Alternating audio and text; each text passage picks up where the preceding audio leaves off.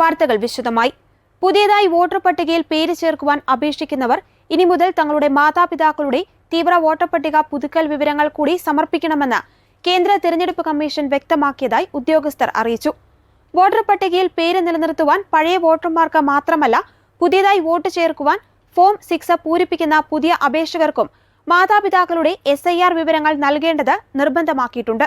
കഴിഞ്ഞ വർഷം ജൂണിൽ ബീഹാറിൽ നടന്ന പ്രത്യേക വോട്ടർ പട്ടിക പുതുക്കൽ പ്രക്രിയയിലാണ് ആദ്യമായി ഈ നിബന്ധന പരീക്ഷണാടിസ്ഥാനത്തിൽ കൊണ്ടുവന്നത്. ഫോം 6 വരുന്ന ഈ വിവരങ്ങൾ അടങ്ങിയ സ്വയം സാക്ഷ്യപത്രം കൂടി നൽകിയാൽ മാത്രമേ പുതിയ അപേക്ഷ സ്വീകരിക്കുകയുള്ളൂ. അഡ്മിനിസ്ട്രേറ്റീവ് നിർദ്ദേശങ്ങൾ വഴിയാണ് ഇത് നടപ്പിലാക്കിയിരിക്കുന്നതെന്നും വോട്ട് ചേർക്കാനുള്ള ഫോം 6 മറ്റു മാറ്റങ്ങളൊന്നും വരുത്തിയിട്ടില്ല എന്നും തെരഞ്ഞെടുപ്പ് കമ്മീഷൻ ഉദ്യോഗസ്ഥർ വ്യക്തമാക്കി.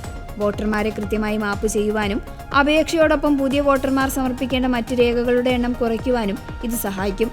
ഓൺലൈനായി ഫോം 6 പൂരിപ്പിക്കുന്നവർ മാതാപിതാക്കളുടെ SIR വിവരങ്ങൾ അടങ്ങിയ ഡിക്ലറേഷൻ പൂർത്തിയാകാതെ അടുത്ത ഘട്ടത്തിലേക്ക് കടക്കാൻ സാധിക്കില്ല. വോട്ടർ പട്ടിക പുതുക്കലുമായി ബന്ധപ്പെട്ട് ഐക്യരാഷ്ട്രസഭയുടെ പ്രത്യേക പ്രതിനിധികൾ ഉന്നയിച്ച ആശങ്കകളെ തെരഞ്ഞെടുപ്പ് കമ്മീഷൻ തള്ളി. നിലവിലെ വോട്ടർ പട്ടിക പുതുക്കൽ പ്രക്രിയ പൂർണ്ണമായും ഭരണഘടനാപരവും സുതാര്യവുമാണെന്നും സുപ്രീം കോടതിയുടെ അംഗീകാരത്തോടെയാണ് ഇത് നടപ്പിലാക്കുന്നതെന്നും കമ്മീഷൻ വ്യക്തമാക്കി. അർഹരായ എല്ലാ ഇന്ത്യൻ പൗരന്മാരെയും വോട്ടർ പട്ടികയിൽ ഉൾപ്പെടുത്തുവാനും ഇരട്ടിപ്പുള്ള വോട്ടുകൾ, മരണപ്പെട്ടവർ, സ്ഥിരമായ താമസം മാറിയവർ, വിദേശ പൗരന്മാർ എന്നിവരെ വോട്ടർ പട്ടികയിൽ നിന്ന് ഒഴിവാക്കാനുമാണ് ഈ തീവ്ര വോട്ടർ പട്ടിക പുതുക്കൽ പ്രക്രിയയിലൂടെ ലക്ഷ്യമിടുന്നത്. പശ്ചിമ ബംഗാളിലെ നന്ദിഗ്രാം ഉൾപ്പെടെയുള്ള സ്ഥലങ്ങളിൽ ന്യൂനപക്ഷ വോട്ടർമാരെ വൻതോതിൽ ഒഴിവാക്കുന്നുവെന്ന ആരോപണങ്ങളും കമ്മീഷൻ നിഷേധിച്ചു.